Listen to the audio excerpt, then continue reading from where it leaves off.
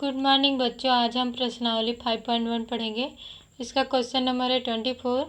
दिया है निर्धारित कीजिए कि फलन एफ एक्स बराबर क्या दिया हुआ हमारा एक्स स्क्वायर साइन 1/x यदि x is not equal to 0। इसका मतलब ये हुआ कि एक्स इज़ नॉट इक्वल यानी लेस देन ग्रेटर देन होगा, लेकिन एक्स जो है 0 के बराबर नहीं होगा। और यदि 0 होगा तो यदि एक्स बराबर 0 पे 0 होगा एफ एक्स की वैल्यू। तो क्या ज्ञात करना है? द्वारा परिभाषित एक संतत फलन है, ऐसा हमको बताना है। तो हमारा जो फलन दिया हुआ है एफ एक्स बराबर हमने लिख लिया।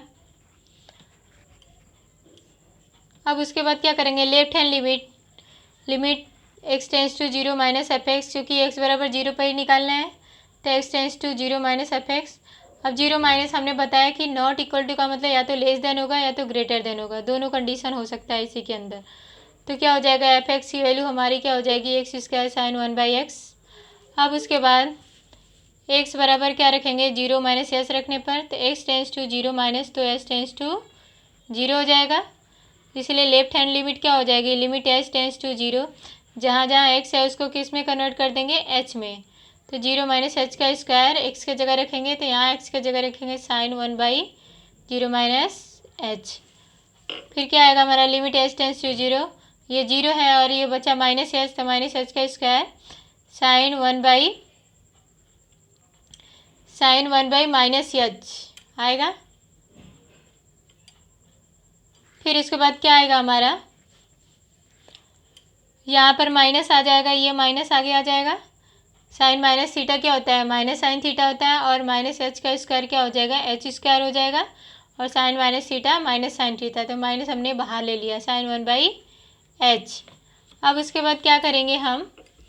Limit h tends to 0, h 2h है हमारे पास, एच स्क्वायर है और साइन 1/h है अपॉन 1/h। यदि इसको ऊपर ले जाएंगे तो एच स्क्वायर ही आएगा। हमने ऐसा क्यों बनाया है? क्योंकि साइन x/x की वैल्यू क्या होती है? Sine limit x tends to 0 sine x/x की वैल्यू क्या होती है? 1 होती है। ये हमने आपको 11वीं में बताया था, ठीक है। तो उसी सूत्र के हिसाब से यानी थीटा दोनों का सेम होने 1/h है तो यहाँ भी 1/h होना चाहिए, इसलिए इसकी वैल्यू कितना हो जाएगी? 1 हो जाएगी। और ये h की वैल्यू क्या हो जाएगी? 0 हो जाएगी। तो 0 × 1 यानी 0। और ये आगे माइनस यहाँ पर साइन लगा रहेगा ये, और ये माइनस साइन का कोई मतलब नहीं है, माइनस का गुणा करेंगे यानी वही आने वाला है। अब राइट हैंड लिमिट क्या हो जाएगा? Limit x tends to 0 plus f x. हमने बताया कि नॉट इक्वल टू में लेस देन और ग्रेटर देन दोनों कंडीशन आएगी, लेकिन इसके लिए भी वही होगा, यानी limit x tends to 0 plus x square sine 1/x। अब एक्स बराबर 0 प्लस एच रखने पर तो एक्स टेंस टू 0 प्लस तो एच टेंस टू 0। तो राइट हैंड लिमिट हमारी क्या हो जाएगी? लिमिट एच टेंस टू 0, वापस से एक्स की जगह 0 प्लस एच रखेंगे, 0 प्लस एच का स्क्वायर साइन 1/0 प्लस एच, यानी क्या हो जाएगा? लिमिट एच टेंस टू 0, ये एच स्क्वायर हो जाएगा और साइन 1/h। फिर क्या आएगा हमारा? Limit h tends to 0 h sine 1/h upon 1/h। ये एच स्क्वायर है तो इसको इसमें कन्वर्ट कर देंगे, क्योंकि साइन x/x क्या होता है? 1 होता है। लिमिट एच टेंस टू 0, तो इसी तरह इसका वैल्यू 1 हो जाएगा और इसके रखेंगे तो 0 हो जाएगा। और तथा f0 क्या हो जाएगा? f0 हमारा 0 दिया है, ये दिया है x बराबर 0 पर 0 आ रहा है क्वेश्चन में, तो इसलिए हमारा क्या हो गया? Left hand limit equal to right hand limit बराबर f0, यानी तीनों की वैल्यू 0 बराबर आ रही है। अतः हम कह सकते हैं कि एफ एक्स या एक्स बराबर 0 पर सतत है। अब आगे चलते हैं। सारे सवाल इसी टाइप के हैं, इसमें 5.9 में जितने भी हैं सारे सवाल एक ही टाइप के, बस आपको कॉन्सेप्ट यदि क्लियर है तो सारे सवाल आप आसानी से कर सकते हो। अब अगले क्वेश्चन नंबर 26 पर चलते हैं। के का मान ज्ञात कीजिए ताकि प्रदत्त फलन निर्दिष्ट बिंदु पर संतत हो। एफ एक्स बराबर हमारा दिया हुआ है के cos x pi minus 2x यदि x is not equal to π/2। Same वही कंडीशन है, वहाँ 0 दिया था और यहाँ π/2 दिया। और यहाँ पर क्या दिया है? पहले से ही दिया है कि ये हमारे क्या है? संतत है यानी सतत है। तो x बराबर π/2 तो k की वैल्यू फाइंड करनी है, ठीक है। तो सतत में क्या होता है? तीनों की वैल्यू बराबर आती है और कोई दो की वैल्यू लिख के k की वैल्यू हाँ ज्ञात कर लेंगे, वही हमें करना है। 3 है यदि x बराबर π/2 2 द्वारा परिभाषित फलन x बराबर π/2 पर हमको ज्ञात करना है। तो हमारा f(x) बराबर जो क्वेश्चन में दिया हमने लिख लिया। अब हम लेफ्ट हैंड लेस देन और ग्रेटर देन किस में आएगा, x is not equal to π/2 वाले में आएगा, यानी f(x) की वैल्यू यही आएगी, लेस देन और ग्रेटर देन दोनों में।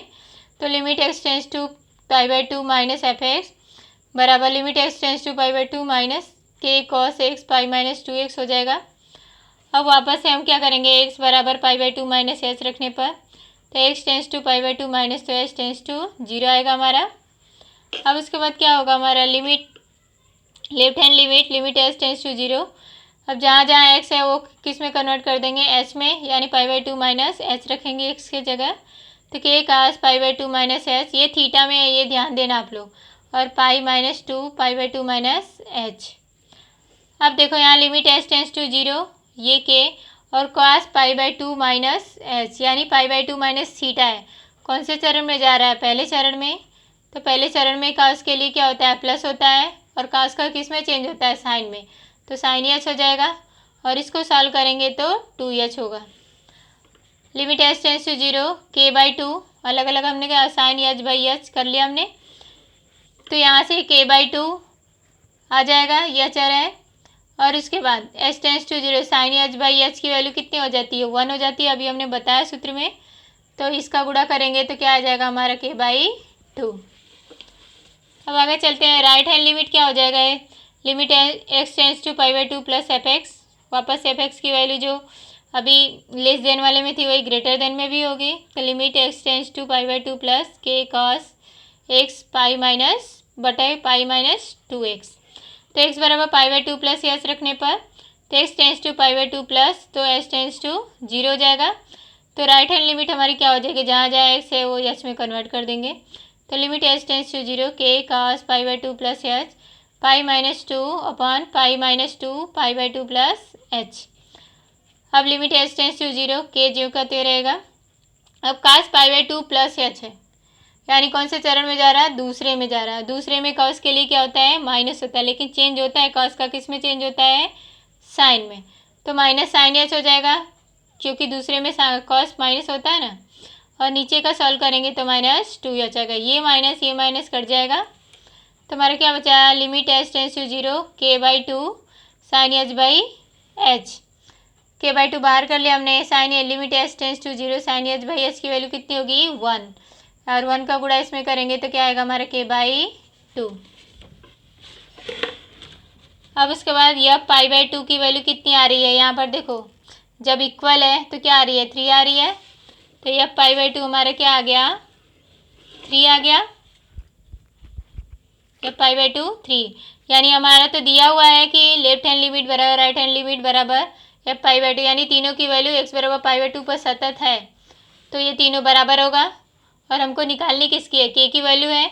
तो सबकी इन दोनों की वैल्यू क्या आई है, k/2, तो k/2 ले लिया। और इसकी वैल्यू या π/2 की वैल्यू क्या आई है, 3 आई है। तो यहाँ से हम फाइंड कर सकते हैं कि k बराबर 6 आ जाएगा, यानी हमारा k बराबर 6 पर ये क्या जो फलन दिया वो क्या है, सतत है। इसी तरह कई सारे सवाल हैं, आप लोग कर लेना सेम इसी तरह k की वैल्यू ज्ञात करनी है और प्रोसेस यही करना है। अब अगला है क्वेश्चन नंबर है 31। दिया है, दर्शाइए कि f(x) बराबर cos x² द्वारा परिभाषित फलन एक संतत फलन है। तो हम मान लेंगे कि hx बराबर x² और gx बराबर cos x। अब hx क्या है, बहुपदी फलन है, अतः यह सतत है। हमने बताया था कि कोई भी बहुपदी फलन क्या होता है, सतत होता है। और gx क्या है, कोसाइन फलन है, अतः यह क्या है, सतत है। इसलिए g कंपोजिट x बराबर g h ऑफ x लिख सकते हैं हम। तो यानी hx की वैल्यू क्या है, x² है, तो यहाँ g x² लिख सकते हैं। और gx की वैल्यू क्या है हमारी, cos x है, तो cos x² हो जाएगी। तब तक क्या हो जाएगा, gx और hx दोनों सतत फलन है, यानी हमें जो लाना था वो आ गया, यानी दोनों सतत फलन है। तो इनका कंपोजिशन भी क्या होगा, सतत फलन होगा। ये हमने ऊपर दिखाए थे, बहुपदी और कोसाइन फलन है इसलिए सतत है। तो यानी इसका कंपोजिशन, ये जो साइन होती है इसको कंपोजिशन बोलते हैं। तो कंपोजिशन भी हमारा क्या आया, सतत फलन आया, क्योंकि जो लाना था हमारा वही आ गया। अतः हम कह सकते हैं कि एफ एक्स बराबर कॉस एक्स स्क्वायर क्या है, सतत फलन है। इसके बाद जो भी क्वेश्चन नहीं आएगा आप पूछ लेना, और सेम सारे सवाल इसी टाइप से लगेंगे। ओके।